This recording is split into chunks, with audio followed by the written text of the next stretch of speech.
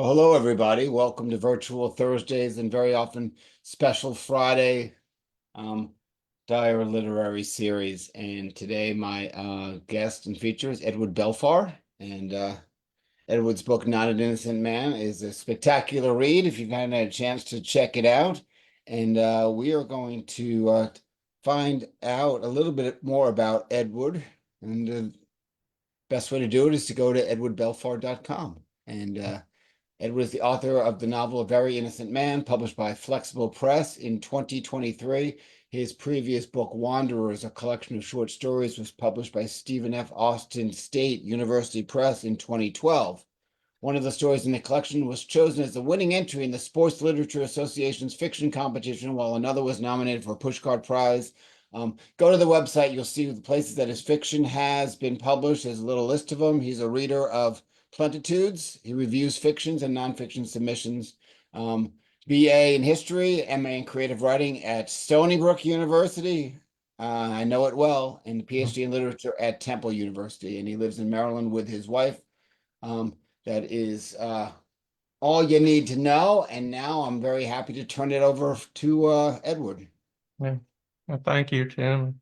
Thank you for inviting me.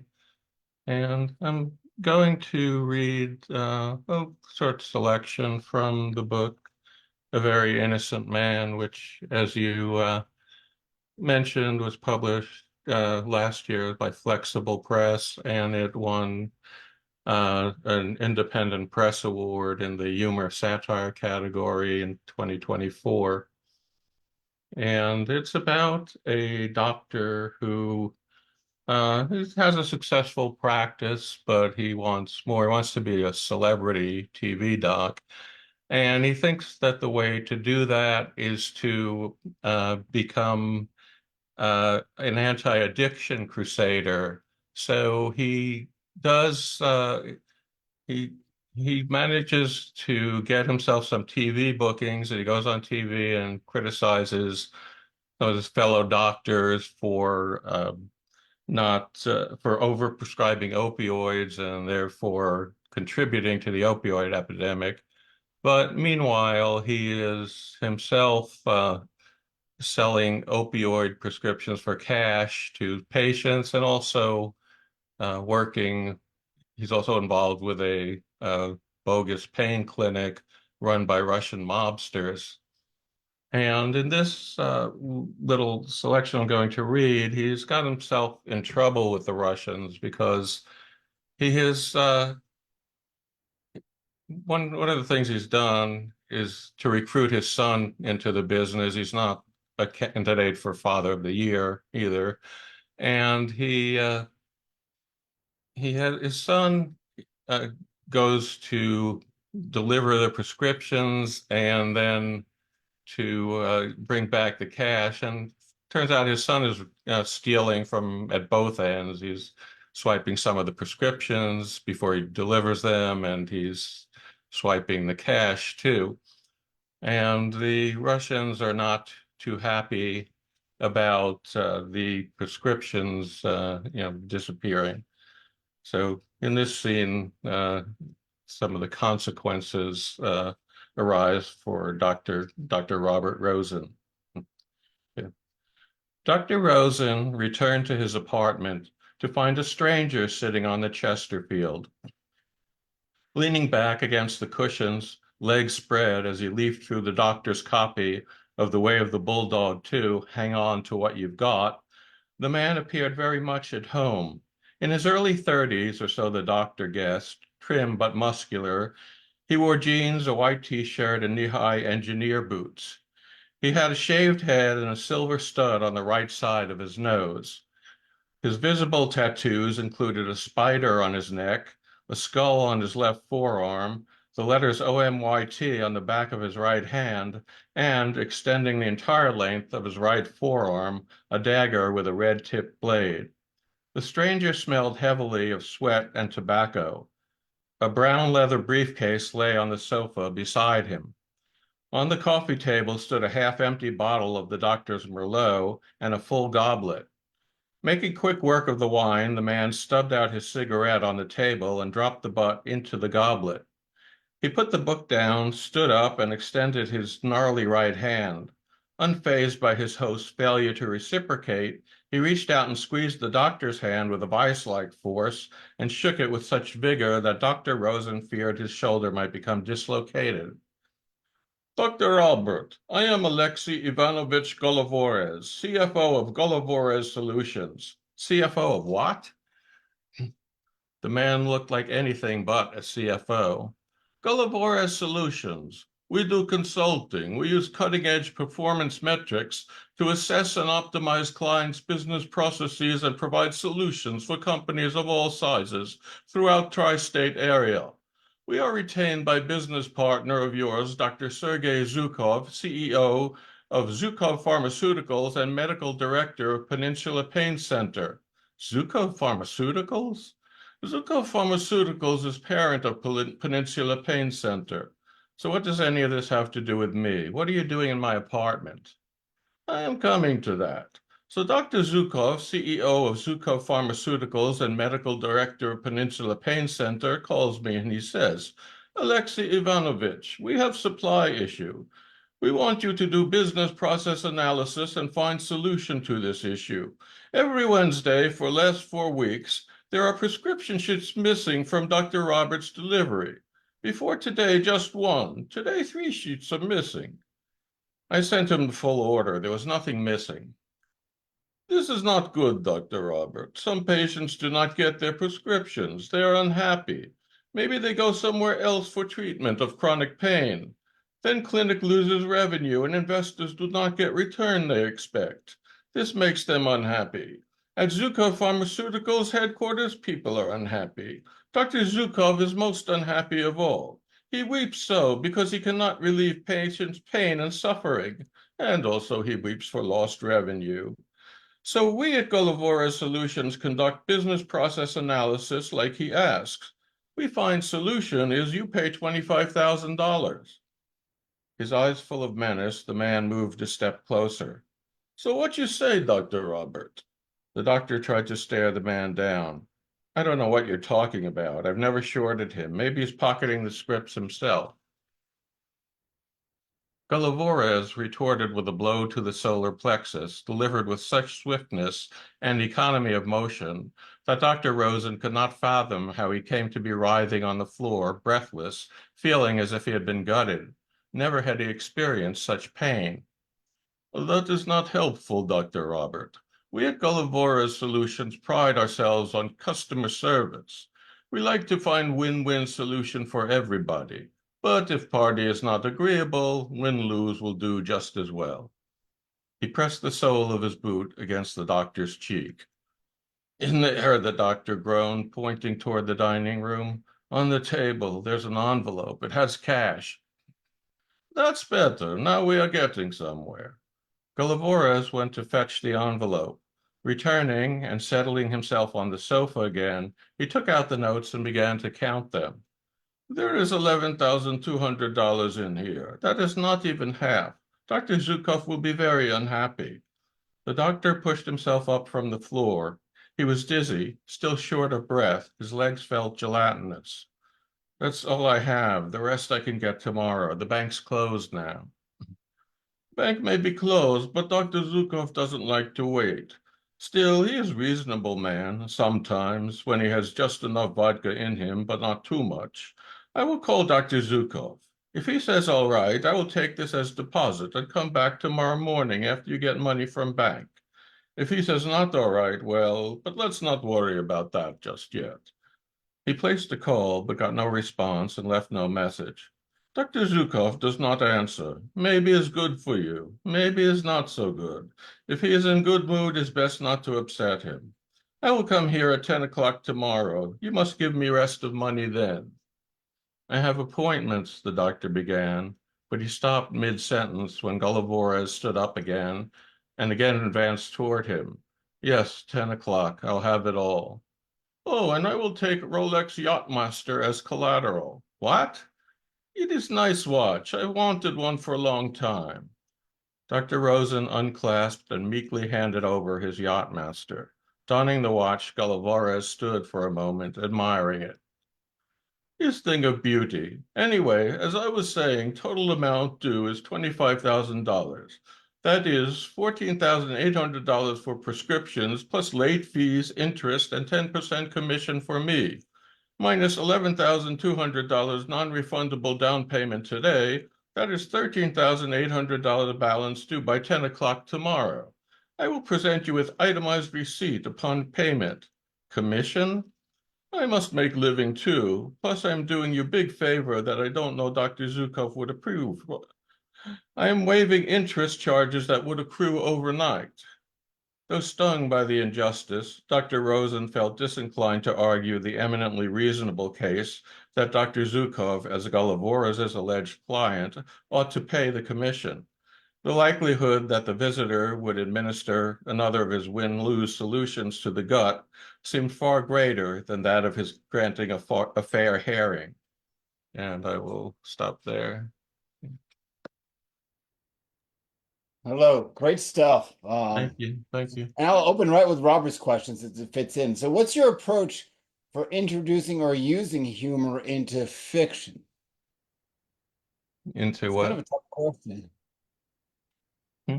Oh, is the your question in the chat? I didn't. Okay, let me Yeah, open. don't look at the chat. I'll just ask it. So, Oh, what is your approach for introducing humor into fiction? um, it's it just depends on whether the story and the situation warrant it. I was dealing here with a kind of a not very sympathetic protagonist, and he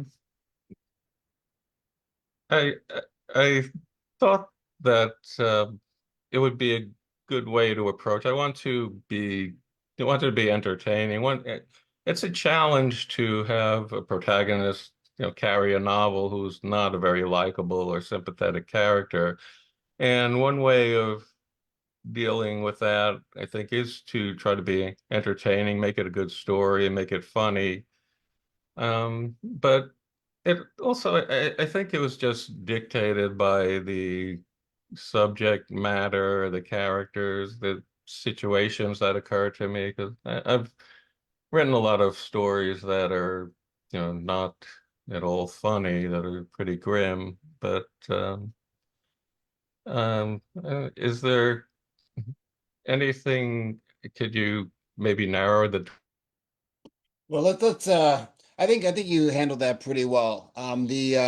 So you this book came out on Flexible Press, and they seem to be a traditional small press. And your previous book of short question stories, down a little bit? what's that? Can you hear me? Yeah. All right. Yes, yes. So this came out on Flexible Press, which is a traditional small press, and your Mm, previous book came out on a university press. So yeah. what's the difference in working with the small press versus the university press? Well, for me, the working with flexible press was a better experience. Neither had a great many resources to, promote and market the book, but flexible press took a more active role in the editing process. It was edited more rigorously. I interacted a lot with the publisher and with a copy editor, and they just made more of an effort. My experience, I'm afraid, with the university press was not a very good one. They did not really do anything for me, and I had expected better from a university press than what I got from them. I don't know if they're typical or of university presses, but Probably depends, as everything else. yeah. The one advantage of I got from publishing with the university press was that that book got into a lot of university libraries, which has not been the case for this one. Um, so so there's that, but overall, in terms of, you know, editing, design, and promotion to the extent that a very small press is able to do promotion. My experience with flexible press was much better. So you went to, see, I grew up in St. James, which is right up the street from Stony Brook, where Oh, you got really? your Oh, wow. Yeah. degrees. So my question with that is, so you have an MA in creative writing and you Mhm. also have a PhD in literature. So obviously Yeah. there's this love for books. How does the BA in history fit into that?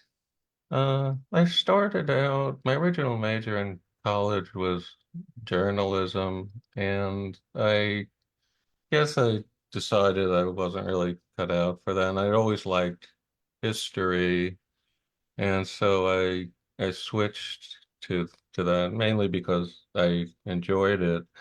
Um, then it was in the I took a creative writing class in my last year as an undergrad, and I I'd taken one creative writing class before, but then I took a writing class, found that I enjoyed it a lot, and so I switched over. It was actually a writing program that I was in at Stony Brook. It was a creative writing program, but on my transcript it says MA in English. So, but it was my emphasis was in creative writing, but I did coursework in both, and so that was where I kind of switched directions because I'm getting involved in writing. I wanted to concentrate on writing,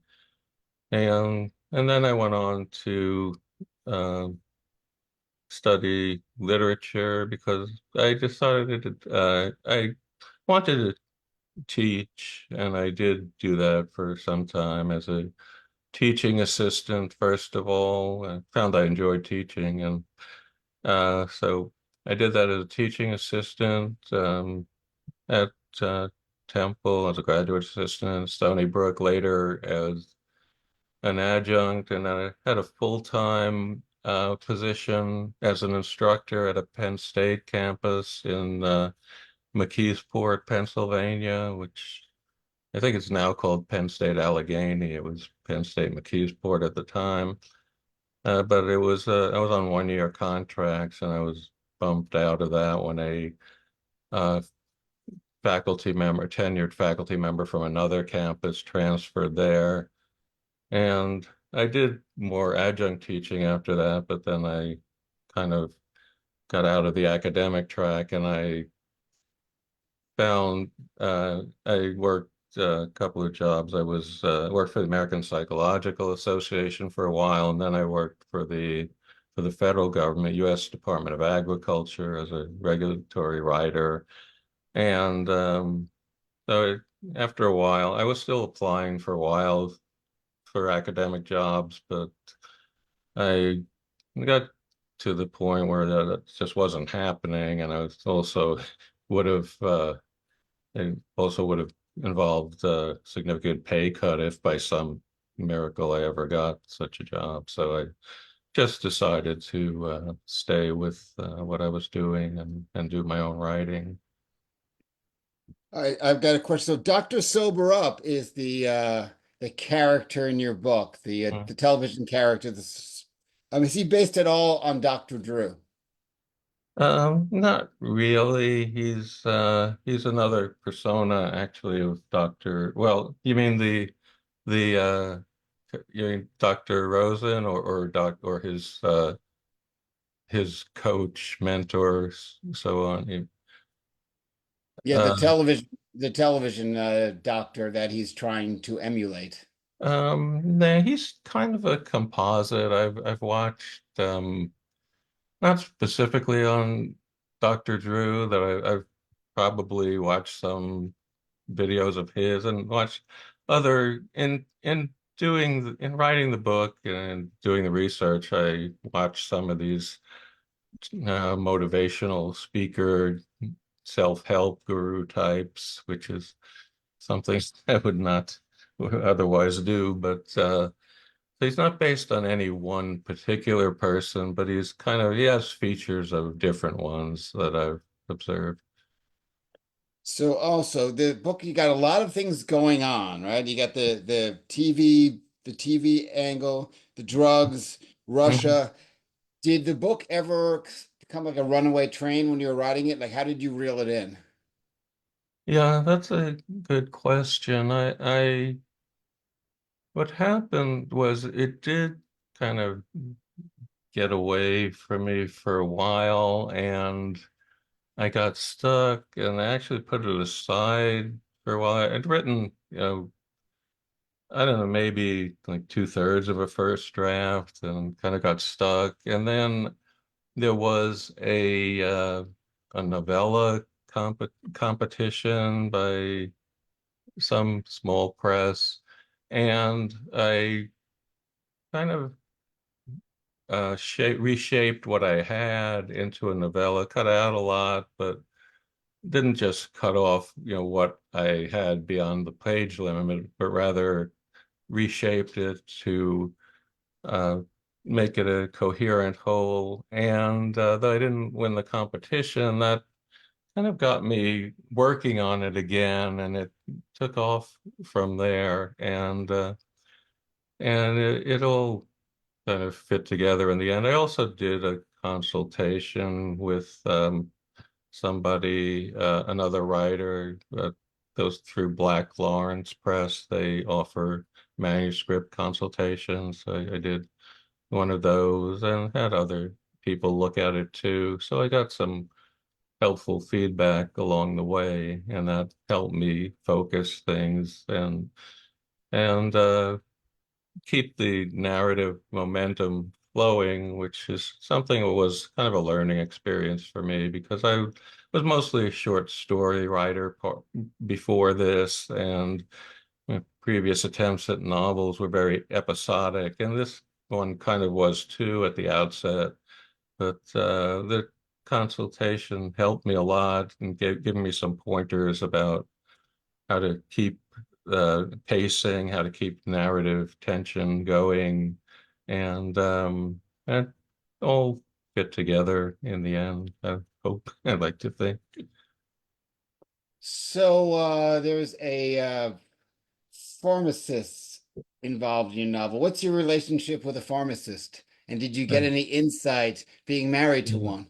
Yes, in fact, that was really kind of the germ of the novel. My wife was working as a pharmacist, and she would tell me stories about patients who would come in with all kinds of excuses. And I lost my painkillers down the bathroom sink, and I need more. And so it was a problem, especially at the time. That was the height of the opioid epidemic, really. And it was not only opioids, it was Xanax too, and other things.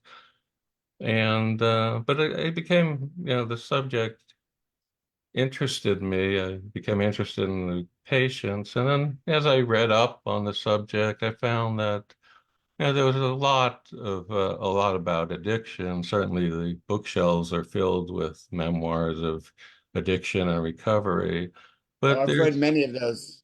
I've read yeah. many of those. What's your favorite one? Uh, I I don't know that I don't know if I have a favorite.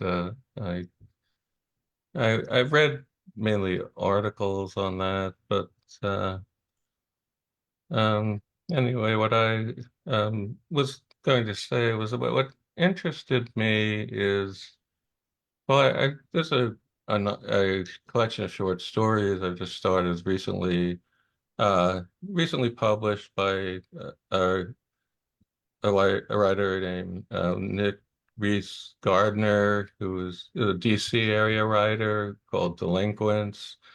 He's uh, he's from Ohio, and he is a recovering addict himself. So I like I like to certainly recommend that one.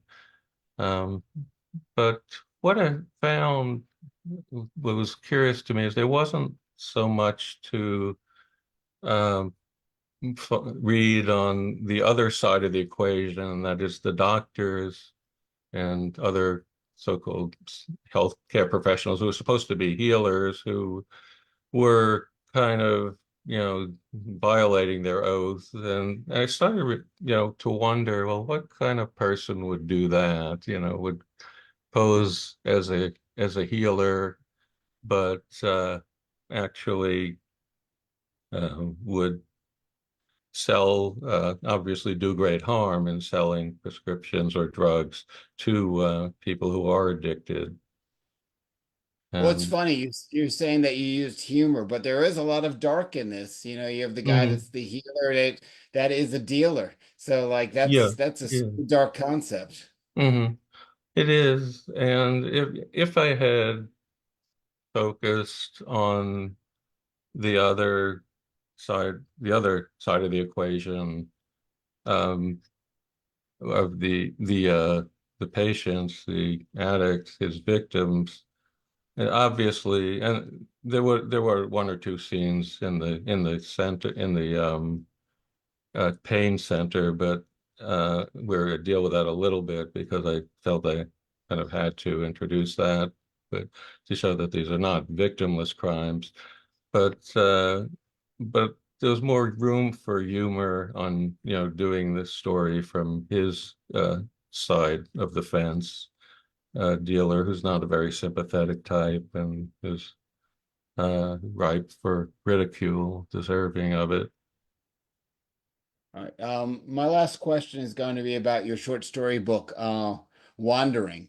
And Wandering Fine. takes place in a lot of different situations, a lot of locations. Your concept of wandering, either your own personal philosophy or within the book, is wandering a serene act, or is it more of a pacing, someone unable to feel like they're here and now in space?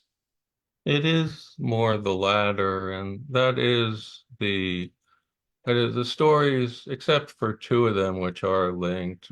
Most of the stories are standalone. The rest are standalone stories. The title story is called Wanderers, and it's about a man who meets up with an elderly former professor of his he had once admired. The former professor uh, is out at night and gets lost driving.